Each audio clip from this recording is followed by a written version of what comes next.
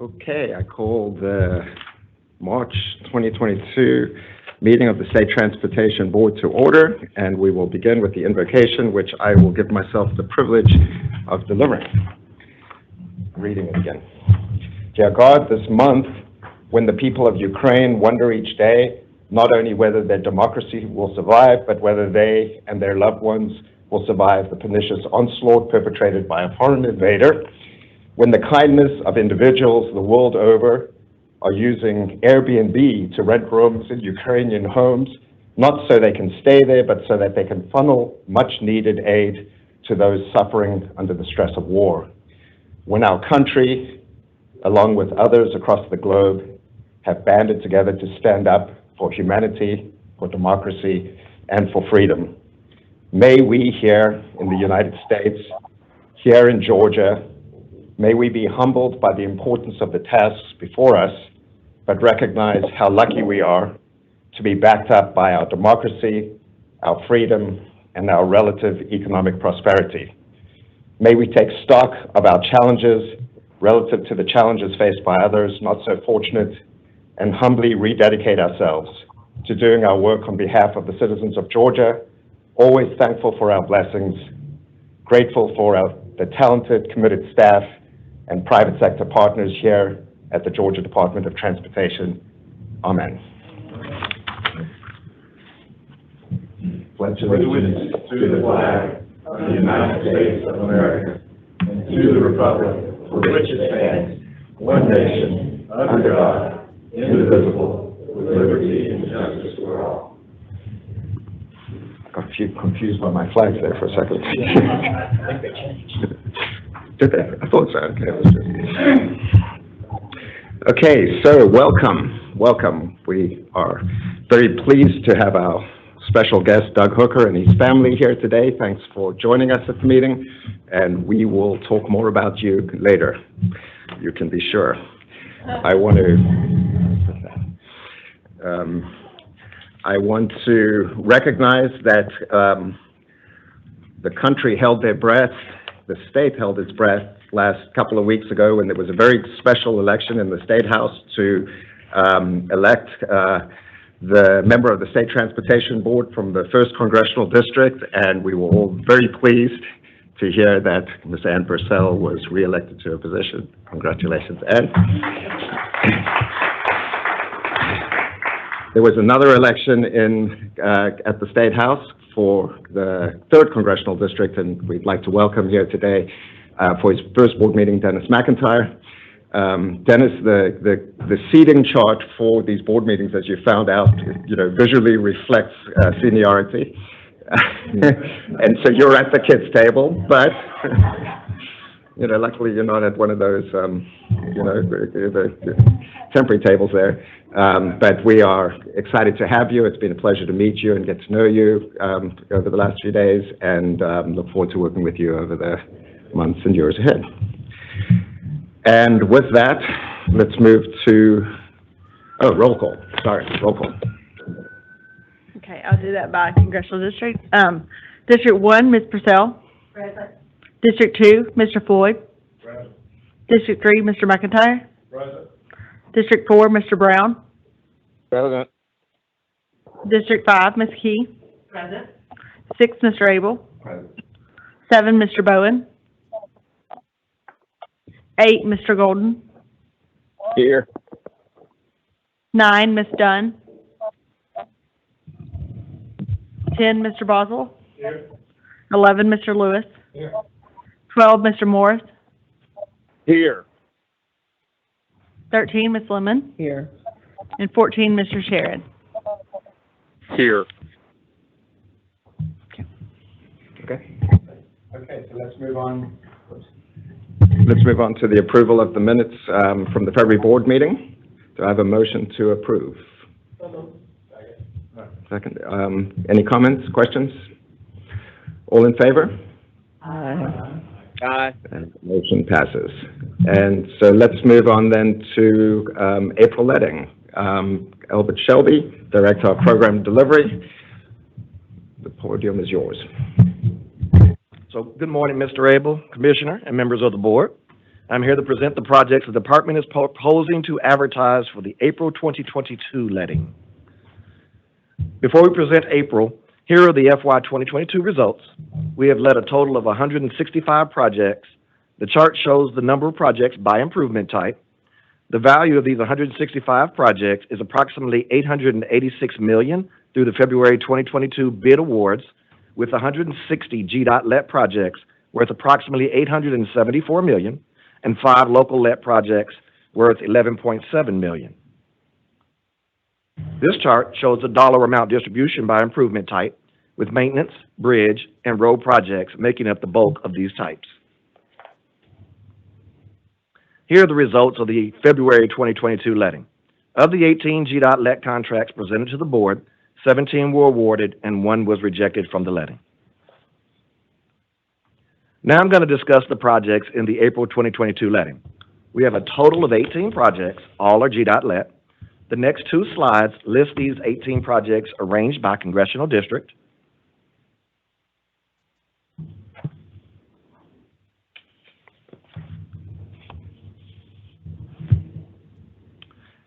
As you can see with this slide, we are letting a variety of projects throughout the state to address bridge capacity, maintenance, and safety issues. The first highlighted project is the replacement of the structurally deficient bridge on State Route 119 over Little Taylor's Creek. The existing bridge was constructed in 1986, 36 years ago. Here's the ground bridge of that bridge to be replaced. The next highlighted project will install a 2-lane roundabout on State Route 11, State Route 49 at State Route 247. This roundabout will improve operational efficiency by removing the current stop control condition. The roundabout will also improve safety. The next highlighted project will construct the 2-lane Villa Rica bypass, which will connect State Route 101, which is also Industrial Boulevard, Rockmont Road, to State Route 61, which is Dallas Highway. This project will begin south of the intersection of Industrial Boulevard and Rockmont Road and proceed along State Route 101. The project will cross this intersection and proceed on new location and cross McGurdy Road and Harrell Road. It will then terminate at State Route 61 with a new roundabout. The intersection of State Route 101 and Rockmont Road will also be improved with a roundabout. This 1.9-mile project will allow the traffic to avoid downtown Villa Rica, which will improve the flow of traffic through this busy area. This next project is the replacement of the structurally deficient bridge on State Route 1 US 27 over Long Cane Creek. The existing bridge was constructed in 1948, 74 years ago. And here's a ground view of that bridge to be replaced. This next project will replace the Boulder Crest Road Bridge over I-285 and construct collector-distributor lanes that will improve operations on I-285 between Boulder Crest Road and I-675. The Boulder Crest Road Bridge will include sidewalks on both sides, bicycle lanes, and will provide sufficient length to construct managed lanes on I-285 in the future. The collector-distributor lanes will require 2 bridges over the South River and 1 bridge over the tributary to the South River. The interchange will be reconfigured to include a partial clover leaf in the northwest quadrant, and the southbound exit ramp will be aligned with Continental Way. This project will improve capacity at this busy interchange. This project will resurface State Route 141 from McGinnis Ferry Road to State Route 9 for 7 miles. This section of State Route 141 was last repaved in 2008, 14 years ago, and it is an example of our continued commitment to maintaining our existing infrastructure. So as mentioned in Mr. Heath's presentation yesterday, we are replacing a lot of bridges in Georgia. This project will replace the structurally deficient bridge on Bass Road over the Norfolk Southern Rail Line 2 miles west of Macon. The existing bridge was constructed in 1938, 84 years ago. And here's a ground view of that bridge to be replaced. This next one is replacing the structurally deficient bridge on State Route 183 over Cochran Creek, 6 miles northwest of Dawsonville. The existing bridge was constructed in 1940, 82 years ago. And here's a ground view of that bridge to be replaced. This bridge replacement on State Route 8 over the Beaver Dam Creek, 1.7 miles east of Royston, the existing bridge was constructed in 1923, 99 years ago. And here's a ground view of that bridge to be replaced. And the final highlighted project is the replacement of the bridge over State Route 23 over Briar Creek Overflow. The existing bridge was constructed in 1962, 60 years ago. And here's a ground view of that bridge to be replaced. So we have 18 projects proposed for the April 2022 letting. This chart shows the distribution by improvement types. The estimate of the projects in the April 2022 letting is approximately $139 million. This chart shows the dollar amount distribution by improvement type. I now ask for your consideration for approval of the proposed projects presented for the April 2022 letting. It's in motion, then we can go to questions. Okay. Is there a motion to approve the April letting? Second. Okay, any questions? Not really a question, more of a comment. Albert, I just want to say thank y'all. Even though it's not in my congressional district, I do drive back past it all the time for finally fixing the bridge at Boulder Crest. I know that project's going to take several years to do, and it's going to be very uncomfortable for the next 3 to 4 years while y'all replace that. But it's a much needed redesign of that interchange with all those trucks, 18-wheelers, and cars not agreeing on who gets first. So thanks for doing that finally. Thank you, Ms. Lemon. It's been a long time coming. It's been a long time coming.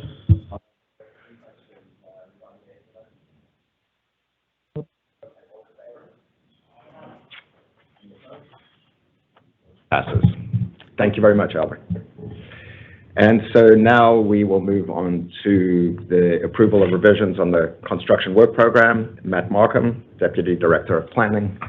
The floor is yours, sir. Warren, thank you. Mr. Chairman, Commissioner, members of the board, coming before you this morning for the proposed revisions to the construction work program.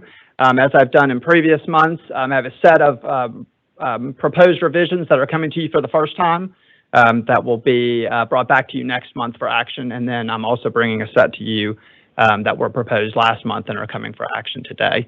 So first, the set that I'm bringing before you that will come back to you for action next month is a total of 24 projects, all of which would be recommended additions to the construction work program.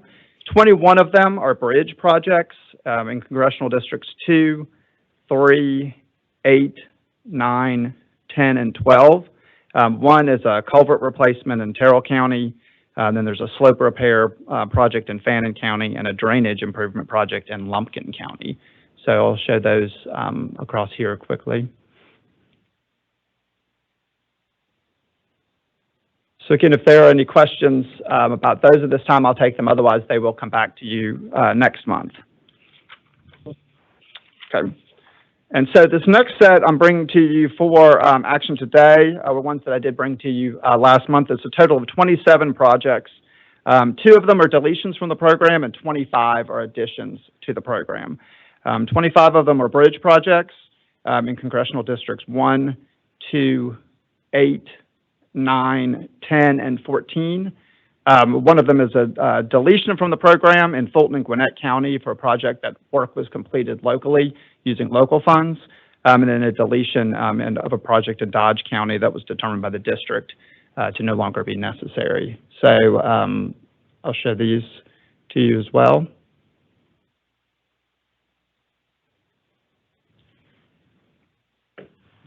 I'll be happy to take questions, or otherwise bring this before you for action to approve these proposed revisions. Approve the revisions to the construction work program. Are there any questions for Mr. Markham? Okay, let's take a vote. All in favor? Aye. Aye. Okay. The motion passes. Thank you, Matt. Thank you. Commissioner, it is your turn.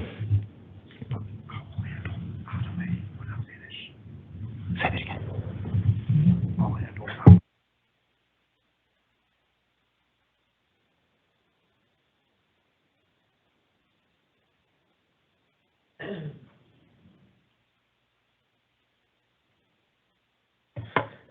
morning, ladies and gentlemen of the board. It's a pleasure to be with you this morning. Let me start, as I always do, with our state fund collections. For February, collections totaled $174.8 million. The breakdown on that was $157 million in excise and $17.4 million in transportation fees. That brings fiscal year to date to $1.478 billion in collections, with a breakdown at $1.34 billion in excise and $138 million in transportation fees. As we track sort of our progress this year, that puts us ahead by about $142 million as compared to this time last year, so that's positive. Also, you heard yesterday in committee that from Josh and Angela that the IIJA has now been fully funded from Congress, with the president signing that just 2 days ago, so that is great news that we're able to move forward. I have to tell you that we had great concerns, and actually what Albert just presented to you might not have been that many projects if that had not passed. So we were down to the wire of not being able to advance projects due to the lack of federal funding, but that has been solved. So that is a great day. We can continue to move forward advancing projects. So that was fantastic. Now let me move to our employment data. We are at 3,622 full-time staff. We currently have 36 maintenance temporary workers with us. Last month, we hired 37 employees, but separated 60. So we're still fighting to hang on here to add staff. Our procurement report for professional services, things such as design, geotechnical, right-of-way services, all professional services. Last month, we completed 98 contracts valued at $33.8 million. That brings our contracting for professional service year to date to 1,208 contracts valued at $469 million. Again, all the work it takes to advance. Now let me move into some projects open to traffic, but before I do that, I just want to update the board on, as we broke yesterday after the committee meetings, we had an emergency happen on I-85 where up in Jackson County, just south of exit 137, which is the Athens-Gainesville exit right there at Jefferson, where we had an existing bridge deck have an issue, basically a significant hole in it due to wear and tear. The bridge was built in 1958. This is in the middle of our I-85 reconstruction and widening project.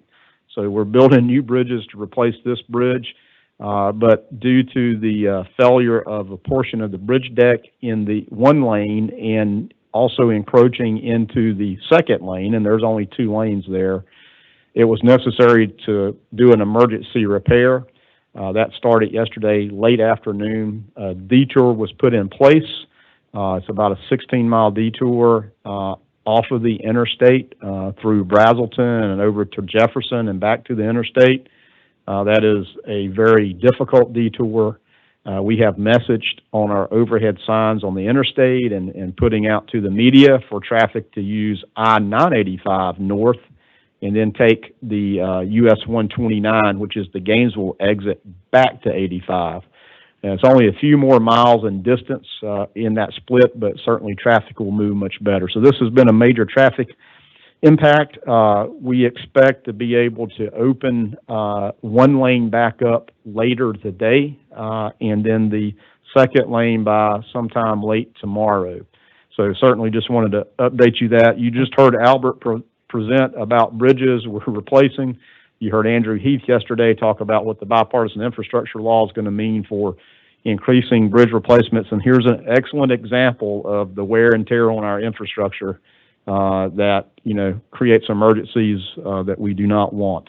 So I just want to give you an update on that, and just also want to commend our team and our contractors for being so responsive and being able to respond immediately for that. It's a long time to get things done, but they actually poured the concrete early this morning for the first lane. It's in the curing process and gaining strength such that vehicles can ride over it. So it's good news there. All right, so let me move into projects that open to traffic since we were together last time. And we'll start with a local bridge investment. You saw Albert list several of those to be bid out. This is in Congressional District 2 in Randolph County, which is GDOT District 4. And this is on Recreation Camp Road over Little Itchaway, Notchaway Creek. Can y'all spell that? So that's down in Randolph County. The contractor was Southern Concrete Company. Opened to traffic back in the first part of February. You can see this is obviously a nice rural bridge replacement. Represents a $1.6 million investment there on Recreation Camp Road.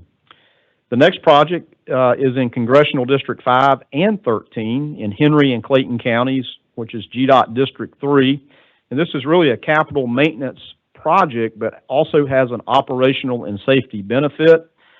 This project included 6 miles of concrete pavement rehabilitation and shoulder rehabilitation on I-75, right at the I-675 juncture southbound. And this location had been very prone for crashes, especially tractor trailers and wet weather running off the road. I know Ms. Lemon knows this area very well, and there was a lot of crashes there. So we not only rehabilitated the pavement, but also put more banking into the interstate to help try to correct the wet weather crash happening there, which really, when something happens there, it snarls traffic tremendously. The contractor was Weber Construction Company. Finished up the first part of February, represented a $17.6 million capital maintenance investment on the interstate there. The next project is in Congressional District 12 in Lawrence County, which is GDOT District 2. Another local bridge capital investment to replace a bridge and the approaches on Buckeye Road over Buckeye Creek. Buckeye Road is actually a major connector road in that area because the river divides much of Lawrence County. The contractor was Gregory Bridge Company. It opened on February 8th. It represents a $2.1 million investment that was state funded, and this project was opened ahead of schedule. The completion date was the end of April, so glad to have that ahead of schedule. Next project I'll highlight is safety operational investment in Congressional District 12 in Tattnall County, which is GDOT District 5. It's construction of a single-lane roundabout at State Route 23 and State Route 196 there in Tattnall County. The contractor was Underground Excavating. It opened to traffic on Valentine's Day, February 14th. It represents a $4.1 million investment in this safety and operational project there, which will certainly make traffic move a lot easier. This was previously a very skewed intersection with challenging sight distance at this location. So that concludes the projects open to traffic that we wanted to highlight. Now let me move into the honors and recognitions, and certainly I want to again affirm congratulations to Ann Purcell for being reelected, and congratulations to Dennis McIntyre for being elected to the board. As Vice Chair Abel was saying about where you sit, I told him, I said, at least you're not sitting in the parking deck. So congratulations, and we look forward to working with you, with the staff. We had a little bit of an opportunity to sit down yesterday and do a little bit of a brain dump on DOT 101, but certainly glad to work with you and work with your congressional district on the many challenges that they face in transportation, and certainly glad to have you on board. So welcome. One other thing I just wanted to highlight, a major project that probably doesn't get a lot of attention here, but has a tremendous impact on Georgia's economy and the nation's economy. There's your glamour shots. So we didn't know who you were, but there you are. Was this project, the Savannah Harbor Expansion Project. The dredging actually completed just recently, and this has been a 23-year effort, so we fast-tracked it to get this done, which the dredging was only one component out of almost 20 other things that have to be done to achieve being able to dredge the Savannah River from 42 feet deep, the water draft, to 47 feet deep, just to get those 5 more feet. It certainly has a huge economic impact to be able to bring the bigger, larger vessels in that we're seeing now that are making the port of call in Savannah. I remind you that Savannah is now the 3rd busiest container port in the U.S. It used to be number 4. It is now number 3. And it's a great partnership we have with GPA, but again, the dredging was actually led by the U.S. Army Corps of Engineers. So, and we've got a great partnership with them. When you dredge in the historic city of Savannah, you find some interesting things. And just recently in the dredging, there was some remnants of cannons that date back to the 1700s that were found. These cannons were believed to come from the HMS Savannah and potentially the HMS Venus. And these ships were intentionally sunk in the channel in September of 1779 to slow the siege of Savannah by the French in October of 1779. So a lot of history, obviously, with Savannah and historic River Street and there, but sort of interesting what you find. And if you remember, and I call your memory back to several years ago, one of the first things was to remove an old ironclad Confederate battleship that was sunk a little further down the channel. So a lot of history is part of this project, and the Corps of Engineers takes the lead in the preservation and the history and the recording of these finds that they have found through the dredging process. So sort of a neat little history there as well, but certainly glad to have this channel done, dredged, now that ships, which are still a little bit subject to tidal heights, how big of ship they can bring in. And I remind you that some of the ships they bring in now, their antennas scrape the bottom of the Talmadge Bridge, to give you some perspective. So these are extremely large ships. One other thing I just wanted to highlight and call your attention to is that we just recently celebrated 20 years of the Traffic Incident Management Enhancement Task Force, which we affectionately call the TIME Task Force. This is really a great effort of DOT, first responders, law enforcement, and everybody focused on traffic incident clearance. When 20 years ago, actually more than 20 years ago, when we started these conversations, it was really new and novel that all these entities could and would work together, which is just common sense now. Why wouldn't all these entities work together to clear incidents faster and make sure public safety is guaranteed and enhanced? But we've celebrated 20 years now. Again, also I should mention not only law enforcement and first responders, but towing and recovery, which is a big part of that. As you're aware, we have the TRIP program of where we incentivize and pay for tow companies to get especially the big, large tractor-trailer crashes out of the road, and there's a performance, time of performance payment for them. So this has been a fantastic opportunity to see how this has grown. Georgia leads the nation in the number of first responders, law enforcement, towers that have been trained. We started this 20 years ago. It has become now a little bit of a national model that Federal Highway promotes, and we lead the nation in having the most Georgians and people in this business trained out of any state. So we're very proud of that fact. The first part of this month, March 6th through 8th, was the 20th anniversary conference. I was very honored to go speak at that. That with all the entities that are involved. And the other thing is, I'll just remind you that we continue to expand that towing recovery incentive program. It used to be here in Metro Atlanta. We are now taking that statewide. It did slow down through the pandemic, but we're now going to expand that statewide because tractor-trailer crashes happen all over the state. And when they do on the interstates, it usually shuts them down for extended periods of time. So we're very proud of that. So, just really quite an honor to be able to participate in that. Now, I'm going to do a little something different here today and change it up. Meg Perkle is just back from the P3C conference out in Texas, and Mr. Abel was able to attend earlier this week as well.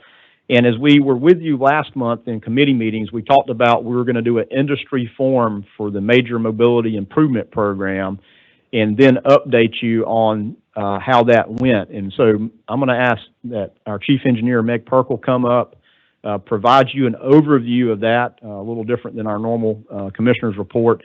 To go over that. It was a super well attended event, and she'll talk through that and give you some updates on the MMIP. And then I'll follow back I'll come back up and close out with an action item. So, Meg, will you come on up, please?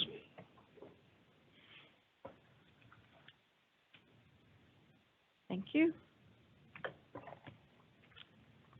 Good morning.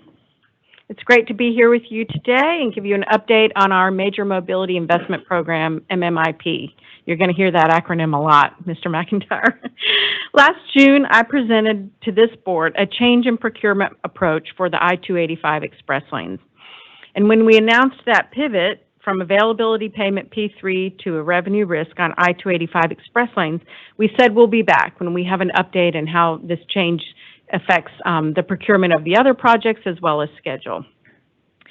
So CERTA and GDOT have done a lot of work since that announcement, since last summer, and we've been listening to the industry, doing market sounding, holding meetings with proposed prospective bidders, and to determine the best path to move forward with the procurement of our MMIP projects. We did hold the industry forum on February 22nd. Mr. Abel was there and Ms. Key as well, and thanks to any others who attended. We had over 600 plus attendees of this industry forum, so there is a lot of interest in Georgia and the projects we have coming. And just this week, myself and several other staff members and Mr. Abel as well attended the P3 conference in Dallas. And it really just was an effort to gain an understanding that we are on the right path, and we've gotten a lot of great advice and feedback and opinions. And we've also gotten a lot of affirmation that we are on the right procurement track to deliver express lanes for the state of Georgia. So today I'm just going to talk a little bit about, give you an update on our express lanes vision and approach, and also an update on our remaining MMIP projects and the schedule. So y'all have seen this many times. This is just a reminder of our vision that we are building in Georgia. It's not just a project, it's not just a toll lane, but it's a comprehensive system of regional express lanes for the Atlanta region. And this will provide benefits for safety, enhanced mobility, and support transit options in these corridors. So engagement with the market has informed and affirmed our new approach to delivering express lanes that's going to balance competition, optimal use of our public funds, and market capacity to build these very large projects. So last June, when I announced the change in approach on I-285, I talked about maximizing project value, and that is still very important in the procurement of these projects. So maximizing value to enhance access. We think that private innovation will yield more opportunities for access to the lanes. It will optimize public fund optimization. And for the same or reduced public subsidy, we will have more benefits, more lanes, more transit, and more accommodations and access. And also equity. This is very important in our Georgia projects, but the need to balance community impacts with mobility opportunities. You all are familiar with the Express Lanes Transit that were part of our Georgia 400 project that we went through procurement last summer. But it's also becoming a reality on I-285. High-capacity transit is an important aspect of all of our Georgia Express Lane projects. And there's a historic partnership now for I-285, an MOU. Has it actually been fully executed, Russell? So it's been executed between the ATL, MARTA, GDOT, ARC, Cobb County, DeKalb County, Fulton County, and Gwinnett County. This is historic. This is something like this has never happened before. We're all going to work together to facilitate promoting rapid high capacity transit on I-285. And so it's important to emphasize transit in these lanes early on because it yields, changes to project design. For example, it can yield modifications to bridge lengths and new toll access points to accommodate and not preclude future transit infrastructure in these lanes. Since last summer, we've continued with project development on all of our express lane projects. We're developing a system-wide traffic and revenue study and coordinating all of these changes with our planning documents. We're continuing to advance right-of-way acquisition and the environmental process for each of these projects to be aligned with our new procurement strategy. And we've also given much consideration to the Georgia 400 Express Lane project and the best way forward to move ahead with procurement. So now I'd like to move into project updates on our express lanes and on the remaining MMIP projects, starting with Georgia 400. So last August, we canceled the ongoing procurement process and promised that we would be back because this is a very important project to Georgia. Since then, we've accelerated a few pieces of the Georgia 400. We're going to do an early works design build project to build 3 bridges, and this will allow us to make the best use of our infra grant, which has some deadlines that have to be met this coming fall. But we're also going to move ahead with a new procurement for express lanes on Georgia 400 as a revenue risk contract, the same approach we announced for I-285 last June. Express lanes transit is still a very important part of our project on Georgia 400 to accommodate MARTA's preferred alternative of bus rapid transit in the corridor. And this is the schedule for Georgia 400. As we've said all along, we are committed to express lanes on Georgia 400. So we are moving ahead with reprocurement. We published a notice of intent to advertise, that's the NOIA, in February. We held the industry forum, it's a virtual forum, on March 7th. And we had one-on-one meetings with industry partners from March 7th through the 9th. So those things are moving ahead, and at the end of this month, we will advertise a request for qualified bidders on March 31st. The final developer selection will be held in August of 2023. So regarding I-285, since last summer when we announced the change in procurement approach, CERTA and GDOT have engaged with industry and worked hard to develop an approach that will right-size the construction packages and reduce the number of major procurements. We've developed a hybrid model that will split I-285 into east and west projects, and each is comprised of multiple buildable segments for construction. This approach allows us to right-size the construction packages, and I think it will be easier to show you what it looks like on a map. So you can see here, this is the I-285 East package. It starts with the portion that's shown in the solid lines there. We're calling that the inverted T. So that's the connection to the Georgia 400 express lanes, as well as a portion of I-285 on the top end. And the remaining portion will be developed as extensions to the initial segment. So the developer for the first portion will have the right to propose extensions for the remainder of I-285 East. And those extension proposals are subject to demonstration of value and GDOT acceptance of each proposal. Process and timing for the extensions will be further identified with the RFPs for the I-285 projects. And this is very similar to the approach used to build the North Tarrant Expressway in Dallas-Fort Worth, and it minimizes the number of operators that we'll have in the corridor. So this is anticipated to begin procurement in summer of 2023. And then you have something very similar on the west side. This initial procurement will provide that very valuable connection to the northwest corridor, shown in solid lines there. And the remaining portions will be developed as extensions to the initial segment. And the similar, it will apply that the developer will have the right to propose those extensions, GDOT can accept, and if we don't accept them, we can procure those segments separately. And we anticipate that the initial I-285 West segment will begin procurement in fall of 2024. Moving on to updates of our other MMIP projects, this is the I-285 I-20 East interchange, something that we are under procurement right now. We've received proposals about 6 weeks ago, and they are under evaluation. We've had good competition. We had 3 proposers submit proposals. We just completed the public comment period that's required by law on the executive summary of each of the proposals. We received 11 comments, all very generally supportive of the project. The comments more tended to compare one proposal to another.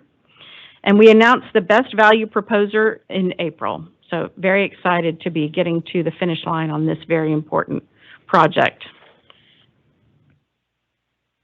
On the west side, the I-285 I-20 West interchange has advanced in readiness. And as many of you know, this project provides safety and operational features for the 5th worst truck bottleneck in the USA.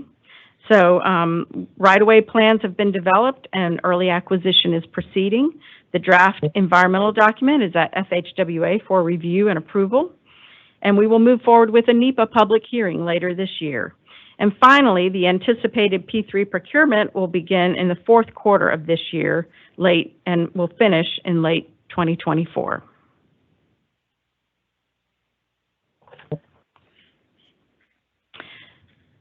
And the I-75 commercial vehicle lanes project is also moving ahead in development. Right-of-way plans are at about 90% complete, and we'll be moving forward with early acquisitions where appropriate.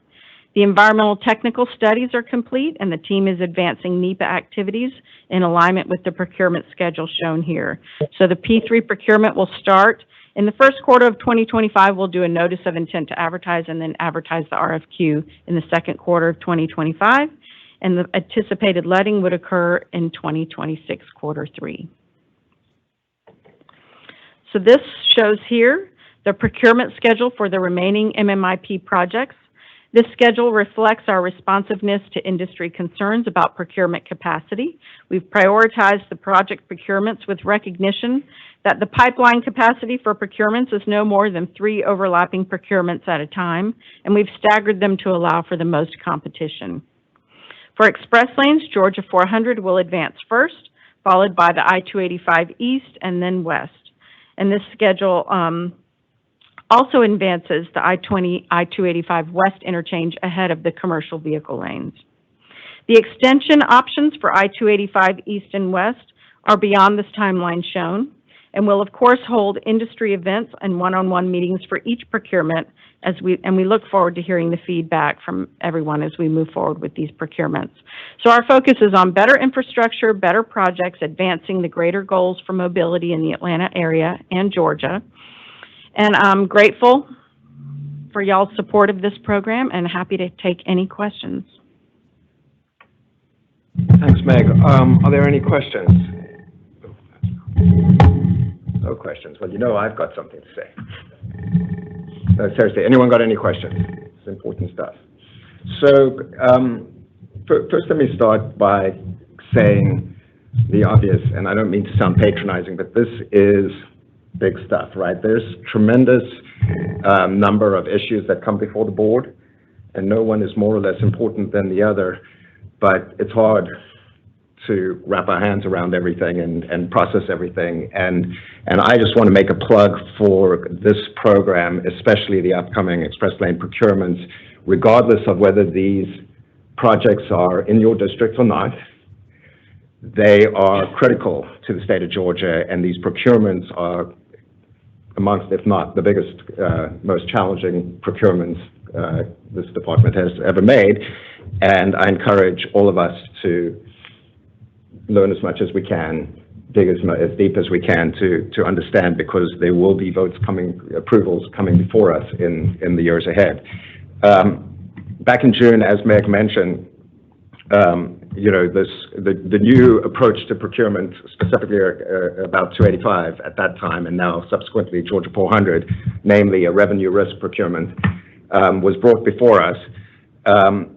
You know, in my role as the chair of the P3 committee on the board and also the chair of the P3 steering committee of GDOT, I did some homework, scratched the surface, gained enough understanding to know that this was big and this, you know, was critical. And I posed at the board meeting a number of kind of open-ended questions, you know, not so much, well, they were concerns, you know, but basically highlighting what I understood to be the risks involved in these procurements. And I asked the chief engineer, the commissioner, the P3, the folks working on these P3 committees to, you know, address all of these things and help us be comfortable that these risks are being addressed, and that these procurements be handled in a way that we can be comfortable approving.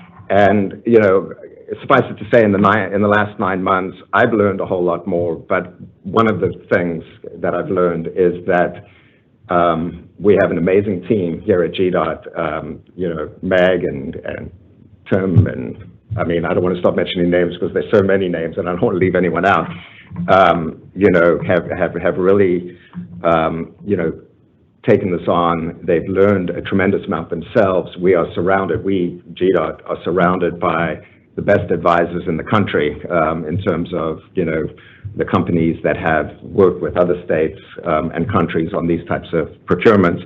And so while I still remain vigilant, and we should all remain vigilant, I'm so much more confident now that we are on the right footing. I'll share, as Meg mentioned, I was at the conference as well in Dallas, that, we are not the first to do this. It's the first in Georgia, but it's not the first in the country, and it's certainly not the first in the world, that these types of procurements are an amazing opportunity for, for financing and implementing infrastructure on a much more rapid and economic scale in terms of value for our state. And again, it's a balance of value versus risk, and I feel like the risk is being managed and managed well. And so I'm really excited to see, this program continue, and I just want to thank you, Meg and Russell, and all the others on the team for everything you have done and for keeping us appraised. And I invite anyone else on the board who wants to dive deeper to come to me, to Meg, to Russell, anyone to further educate ourselves. Thank you. Thank you.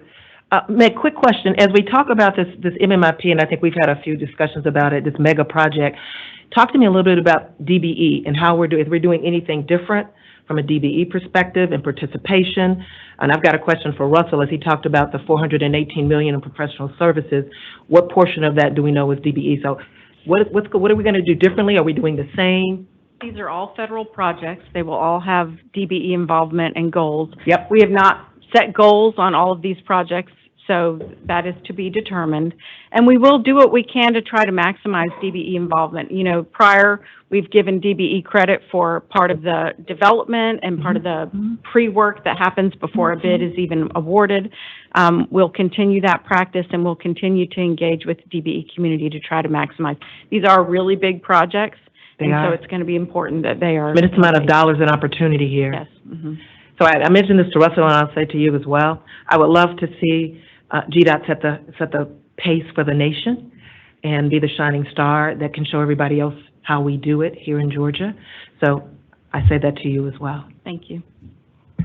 Let me add in there on that maximize project value chart or the circles.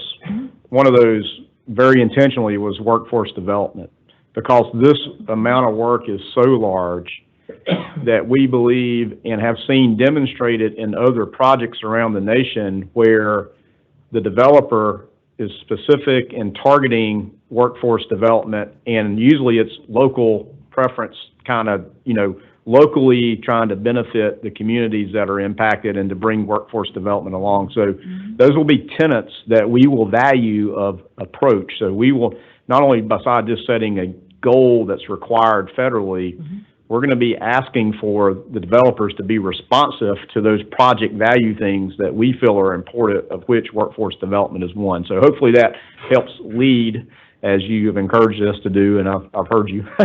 So, but it's a tremendous opportunity, and in Meg's full presentation, there's actually a chart that shows how much more additive dollar volume of work this is on top of our $1.8 billion sort of traditional out the door program. So this is, and it's a long term as well. It's investing in people, not only for a project, but for the future. So we think it's a great opportunity as well. Thank you. Any other questions for Meg? Thank you very much. Thank you so much.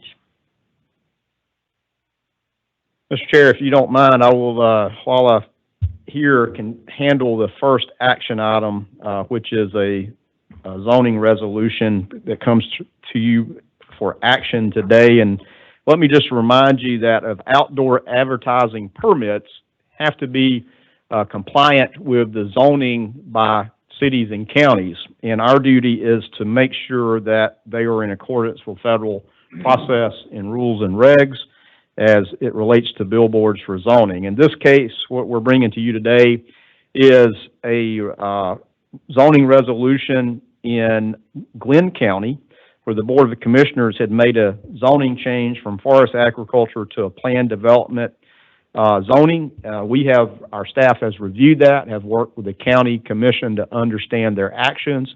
We have found them to be compliant and would therefore seek your favorable approval of the outdoor advertising permit on parcel 09-00905.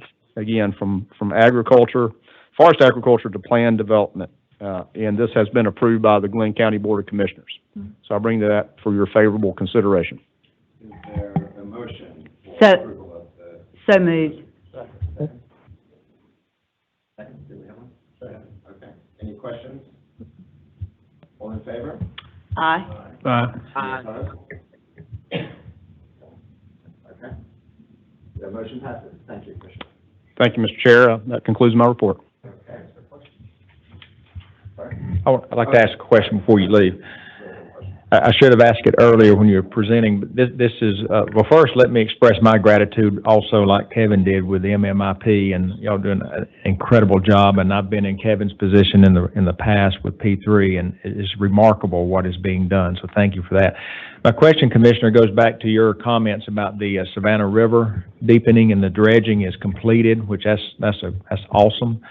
My question is, under the current provisions of that dredging and the permitting, is there any allowance for what I'm going to refer to as maybe continuing maintenance dredging of the rivers? Because I know as sediment fills up the bottom again over time, we're going to be facing that issue. Is that provision in there, or can you speak to that at all? Yeah, and you actually got the right technical term of maintenance dredging. So that is allowable to that depth. So it wasn't only the initial dredge, but they actually do pretty frequently maintenance dredging to maintain that channel depth, not only there, but also down at Brunswick on the roll-on, roll-off port. So that is the provision and part of the work that has been done. So that will continue.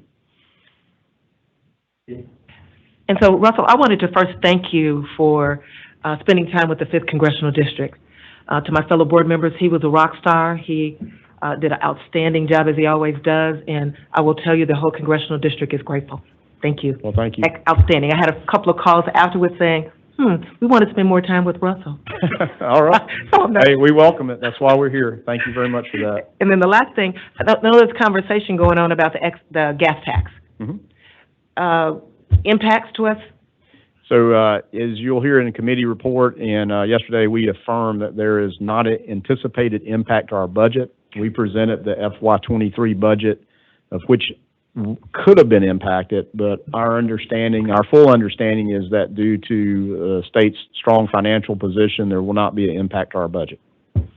Thank you. Very important. Any other questions for the Commissioner? Thank you, sir. Thank you. Okay, so before we move on to the next board action, we're going to ask Ann Purcell to read out from the statewide strategic planning committee meeting yesterday. Thank you, Mr. Vice Chair. Yesterday, the State Transportation Planning Strategic Planning Committee convened at March the 16th, which was yesterday at 2:30. Board members present was myself, Johnny Floyd, Dennis McIntyre, Kevin Abel, Robert Brown, Jamie Boswell, Jeff Lewis, and Jerry Sharon. Our first order of business was Mr. Rainey Simpson, the Assistant Head of our Office of Planning, providing an overall of the department's scenic byway program. Scenic byways are designated roadway corridors that are estimated and promote the quality of nature, culture, history, and recreational significance in order to encourage travel and tourism and forest economic activities in communities throughout the state.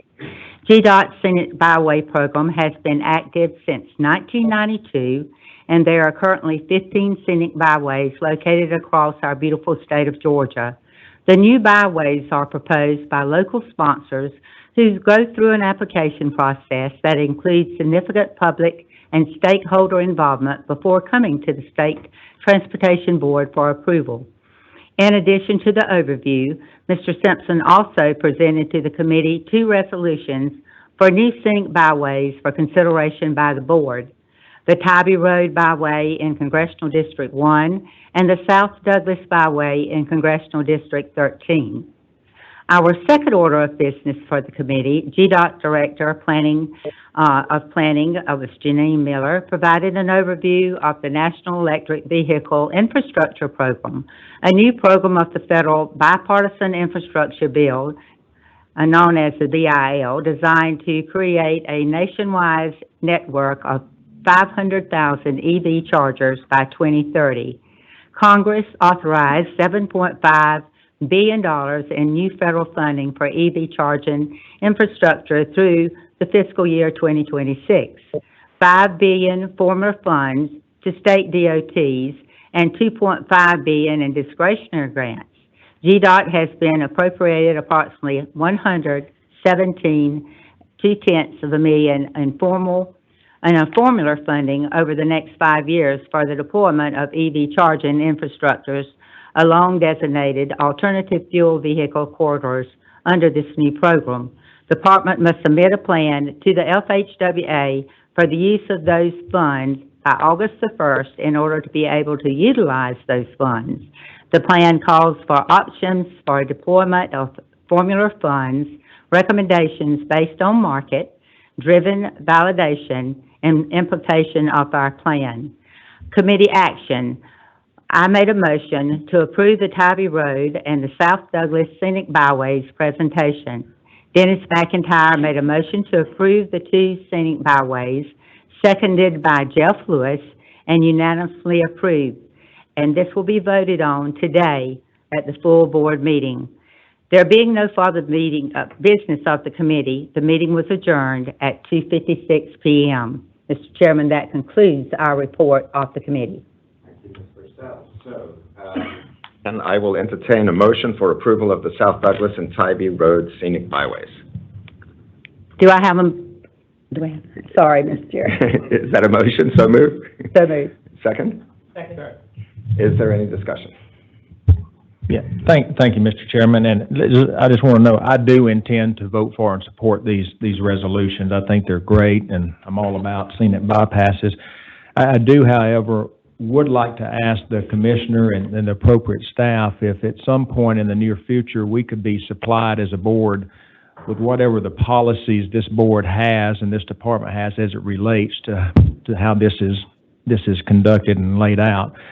As we mentioned yesterday, what I'm particularly concerned about is when this is being pursued, that the adjacent property owners along these byways are somehow informed of any potential impact as it relates to their property, whether it's a legal impact, political impact, or a combination of both. I just think that would be a good due diligence on the applicant who is applying, as well as for us who will ultimately approve these byways.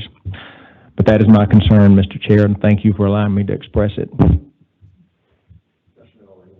Address that now, or would you want to take that off? We'll certainly take that suggestion and come back to you and have a more thorough presentation of what is in federal statute and the process of what that is, and give you a little more deeper explanation. Okay. Yes, sir. Jamie. My concern is not with the program itself, but the property owners that are nearby or contiguous.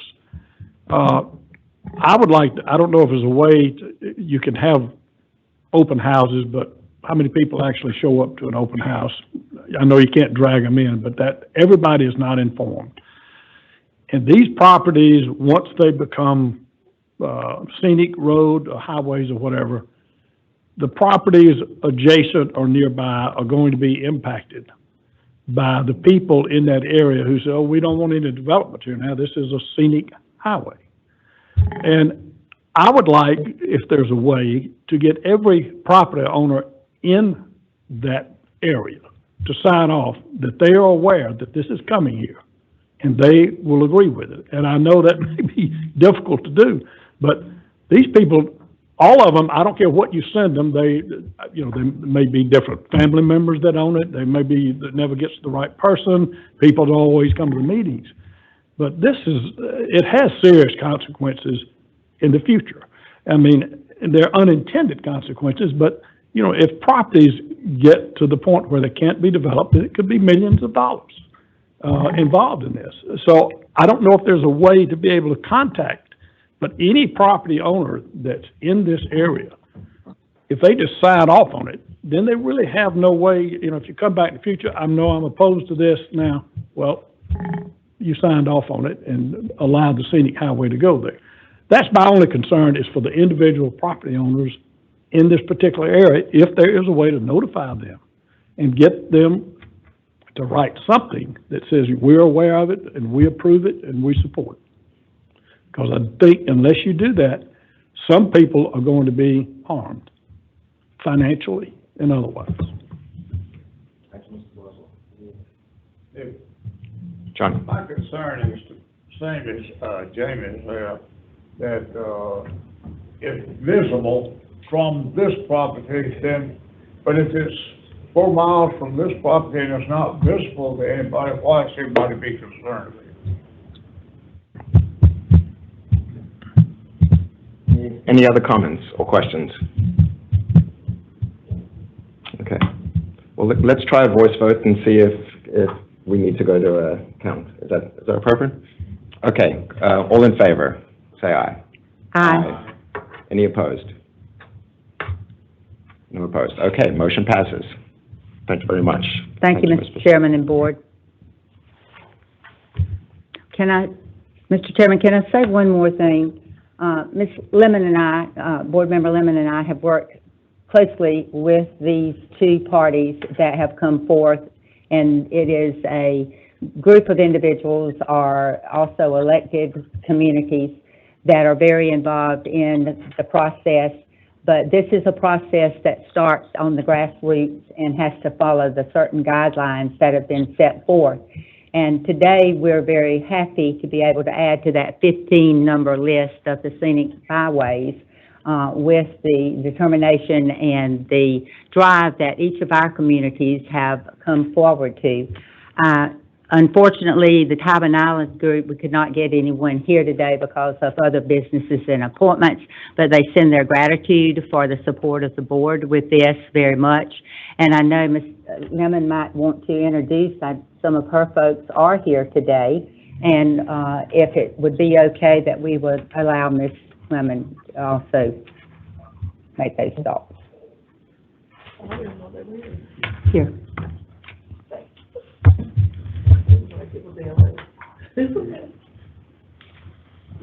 Okay, so, Douglas County is in fact one, sorry.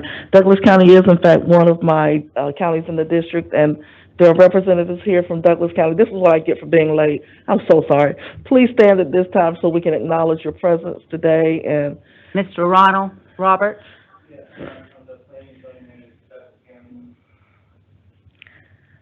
Ronald, you're by yourself today? Yes, ma'am. And we thank you again for your support of this project and for your presence here today. We appreciate it. It's worked well. It's been a long process, and the citizens are very excited about it. Thank you. And folks, if you know anything about Douglas County, the citizens out there are very, very involved in the projects that Georgia DOT is bringing.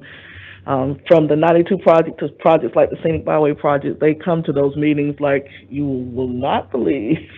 And we're appreciative of their continued involvement in what's happening in their community. So, Ronald, thank you for coming.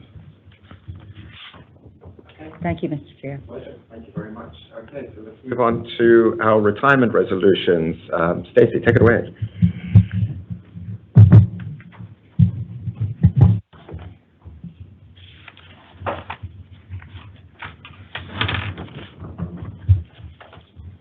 Fellow board members, commissioner, guests, and staff.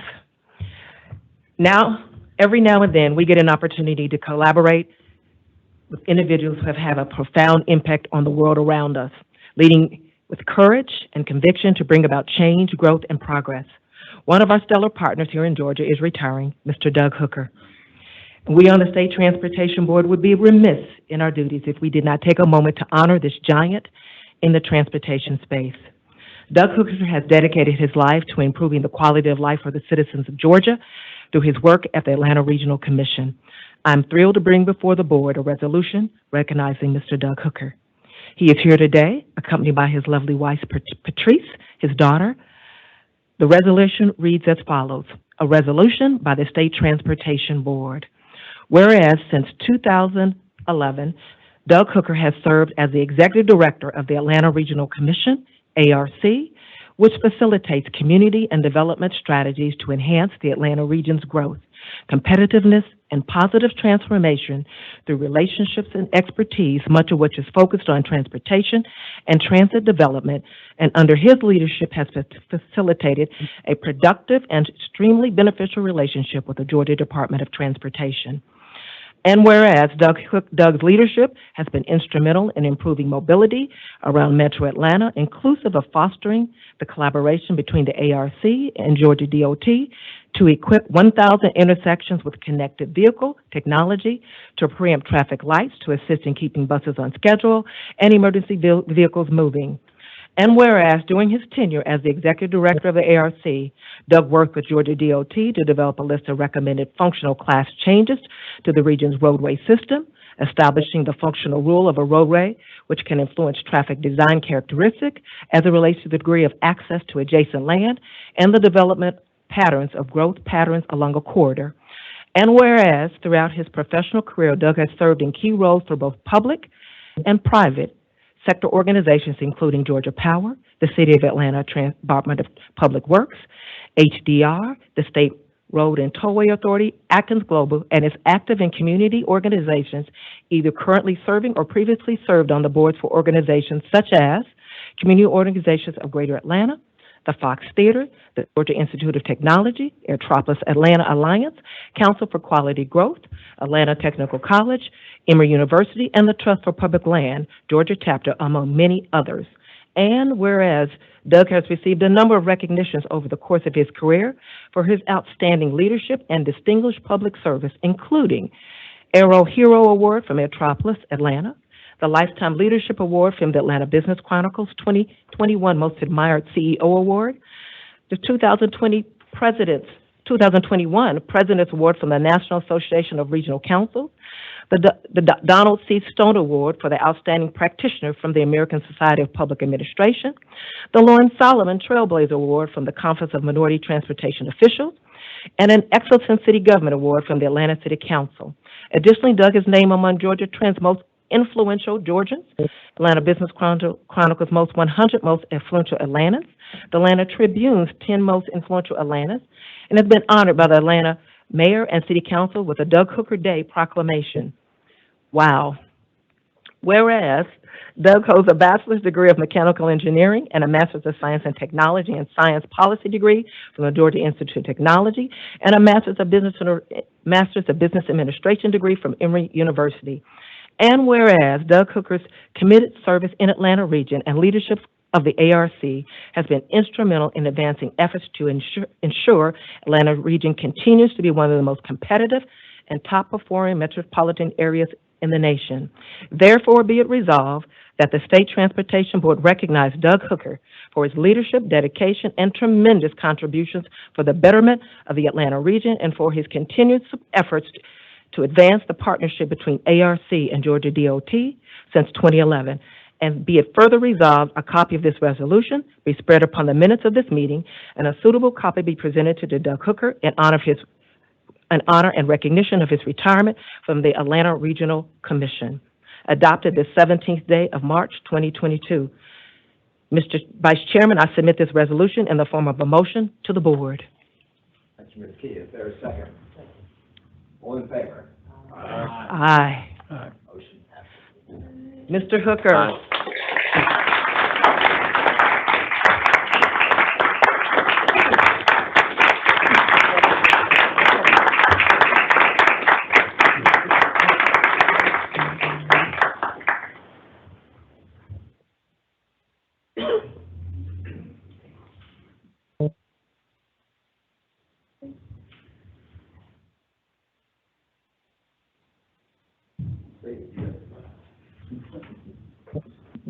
First of all, Mr. Chairman, I want to thank you and thank all the members of the board for honoring me this way. When I was contacted by Ms. Key and said, would you be willing to come to a meeting and accept a resolution honoring your service, I was very surprised, but needless to say, I was very elated and pleased. I couldn't imagine a greater honor than to be honored by my transportation peers. I want to tell you that you have the best commissioner in the nation. We have the best transportation commissioner. I have thoroughly enjoyed working with Russell and his staff, Meg Perkle and their whole team. Wonderful people who have been great thought partners, great action partners to help move this region and this state forward. And so all I can say is you're in great hands as we go forward. I'm very happy to have done my time, and I'm happy now to turn the reins over to someone else who I'm sure will do an equally as good a job, if not a better job. And so once again, I just want to say thank you on behalf of my wife and my daughter and son-in-law. My daughter, a former GDOT employee, and my wife has worked with GDOT many times throughout her career as an attorney. But that's it, and you all do well. I know you'll do well, and if there's anything we can do in retirement to assist, always happy to support our Department of Transportation. Thank you all very much.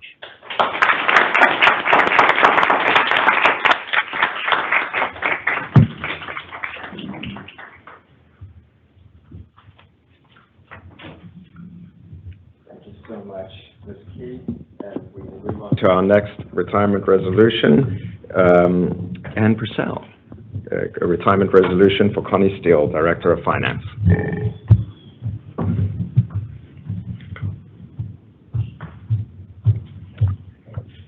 This is a great honor today to honor one of our through our board, a member of GDOT that has been with us for over 37 years.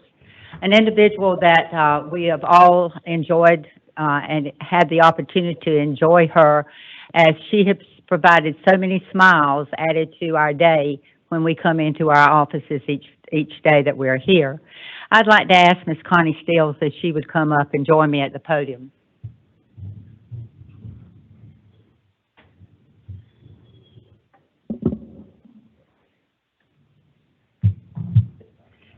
I'm going to miss her because I take the shortcut to come around the offices and say hello to people when I get up here each week that I'm here.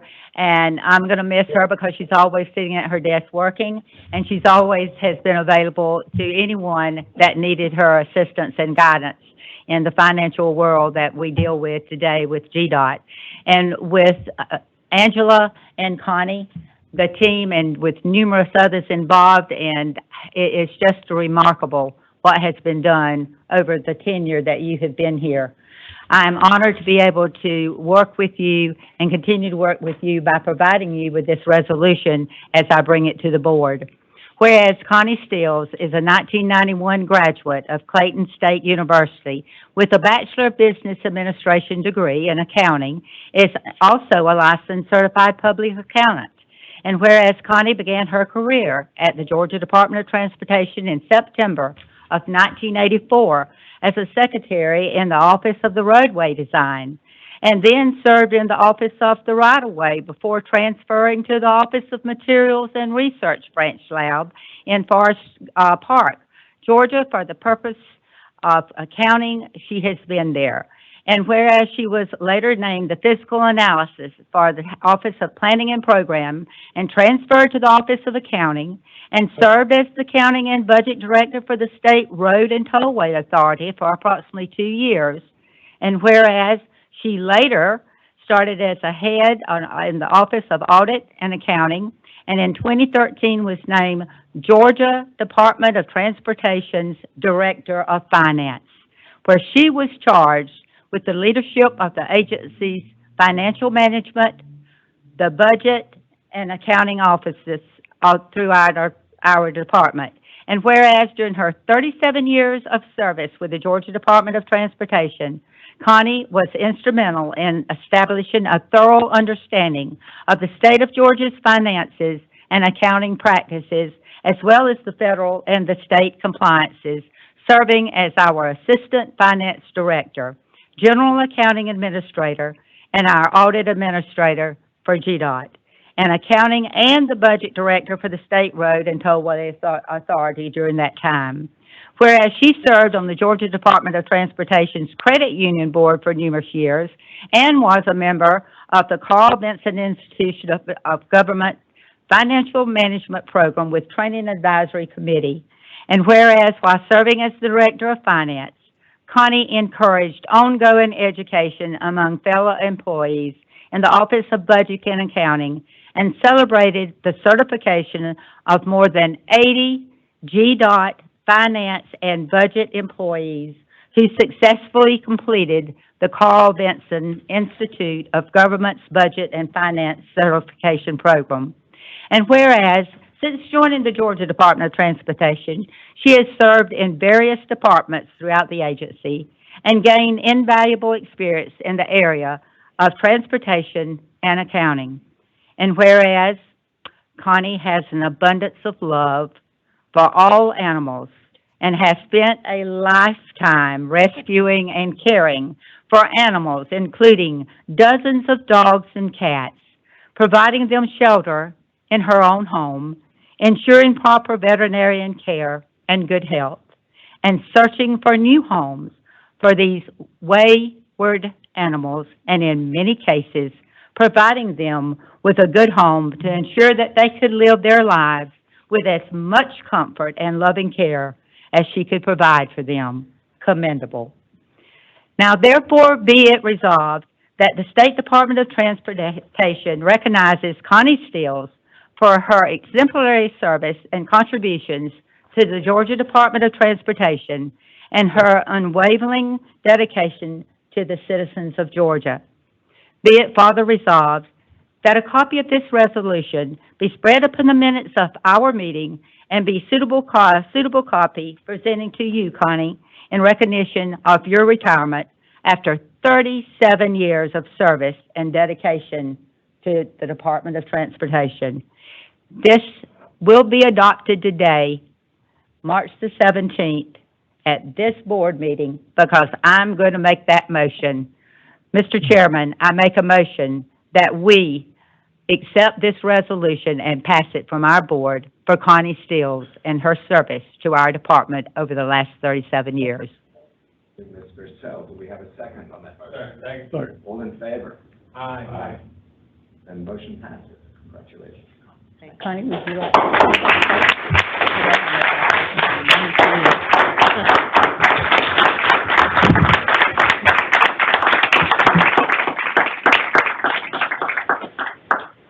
I told Angela I don't like being the center of attention, so I'm not going to say a whole lot.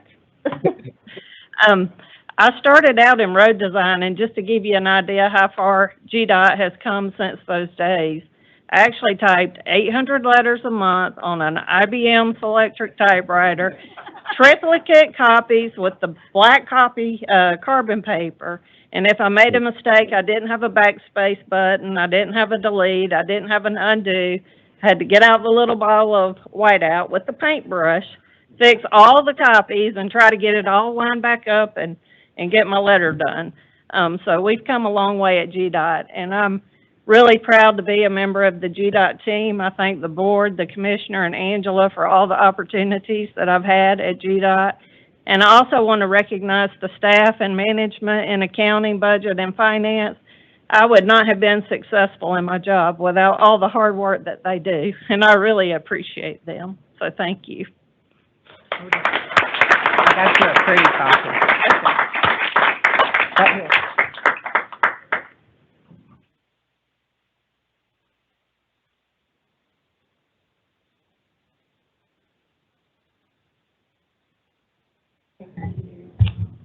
Congratulations, Connie. And one more retirement resolution for Michael Presley, Jamie Boswell will present. Thank you, Jamie.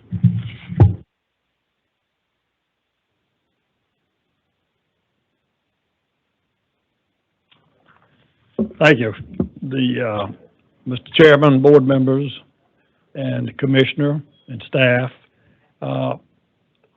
This is for Michael Presley, our Chief Engineer out of District 5, and District 3.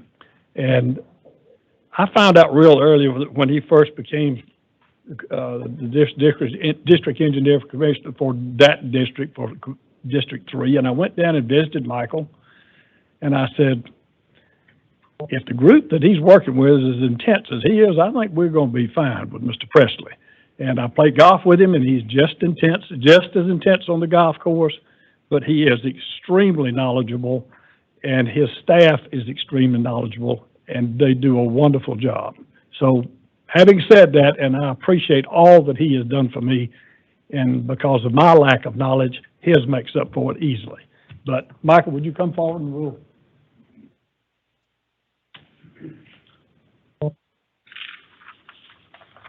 I'd like to read this resolution, please. A resolution by the State Transportation Board, whereas Michael Presley, a Georgia native from Locust Grove and current resident of Thomaston, is a graduate of Southern College of Technology, where he earned a Bachelor of Science degree in Civil Engineering Technology in 1992 and became a licensed professional engineer in Georgia and Alabama in 2006.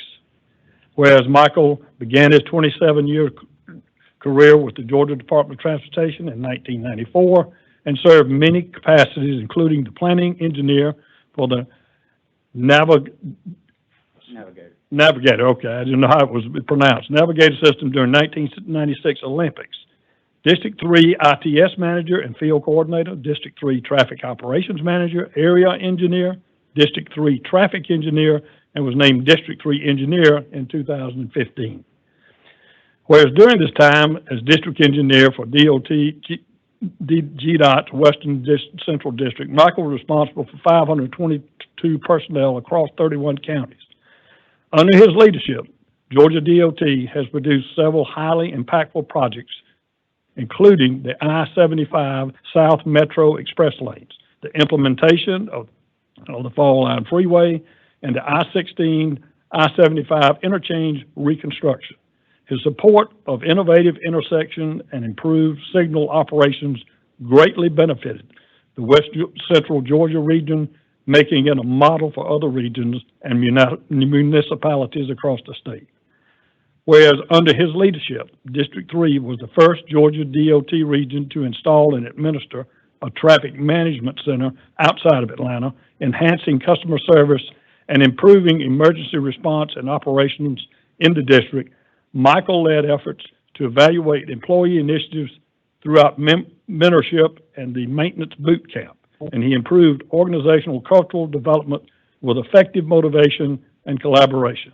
And whereas Michael is known for his forward-focused initiative programs and projects, not only is he a recipient of Georgia Institute of Transportation Engineers Carl Bevins Distinguished Service Award for consistently promoting leading-edge modern traffic operations, highlighting transportation safety, maintaining an attitude of continuous improvement, but he has shared his expertise and knowledge of transportation as the author of multiple white papers and presentations given at various conferences for industry organizations, including the Intelligent Transportation Society of America and the Intelligent Transportation Systems World Congress. Some of his noteworthy papers include the evaluation of benefits of Navigator, System I-75 corridor ramp meter, simulation assessment, oil for the DOT machine, which focus on resource management and customer service. Whereas for 27 years, the Georgia Department of Transportation has greatly benefited from Michael's leadership and commitment to the state of Georgia and his efforts to improve technology, customer service, and the communities within GDOT District 3.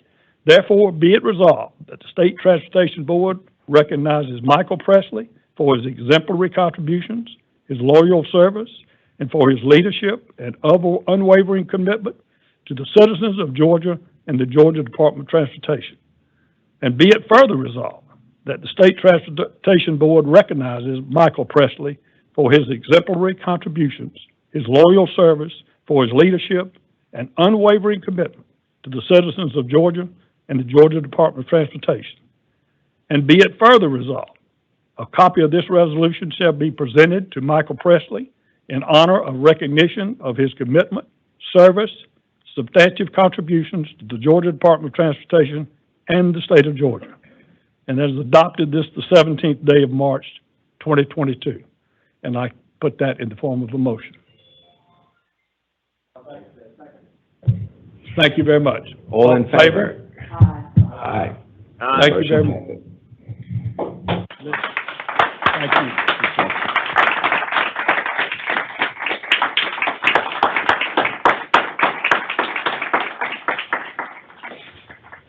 Well, I want to say thanks to the commissioner and to the board for the recognition, for this recognition. I'll cherish it forever.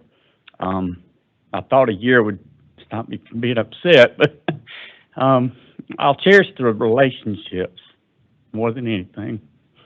And I can't recognize everybody that helped me along the way, but Commissioner, I think I was the first district engineer that you hired. And in the spirit of continuous improvement, I know Tyler Peake's going to continue to take our district forward. And Ms. Lemon, it's been a pleasure to work with you in my home county, and I'm going to miss that. But there are 3 other individuals that I'd like to recognize. My intensity comes from my dad, who unfortunately couldn't be here. I think the creativity comes from my mom, who is here, and you only have one mama, right? Mom, raise your hand. And then lastly, just this week, my wife and I received news that she has won her battle with breast cancer. So the true accomplishment, stand up, stand up.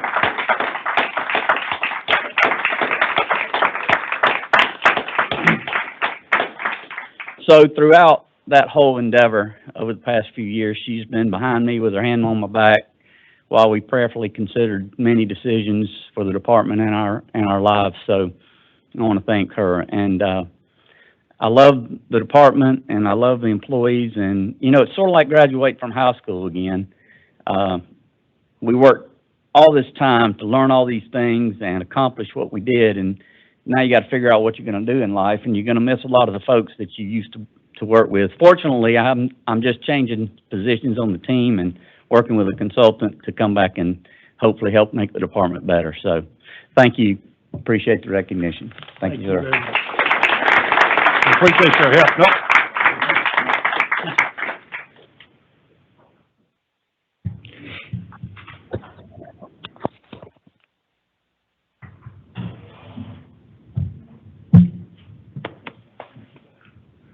Congratulations, Michael.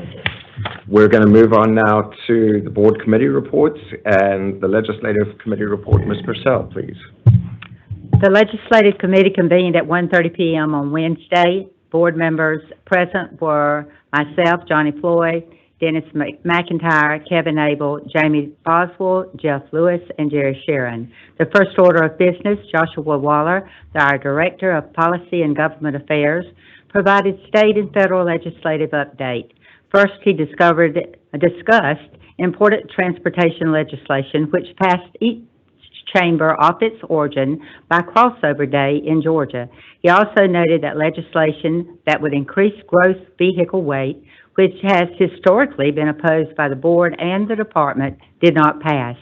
Finally, Josh noted that the federal fiscal year 2022 omnibus appropriations has been signed into law, fully funding the Infrastructure Investment Joint Job Act through September the 30th, 2022.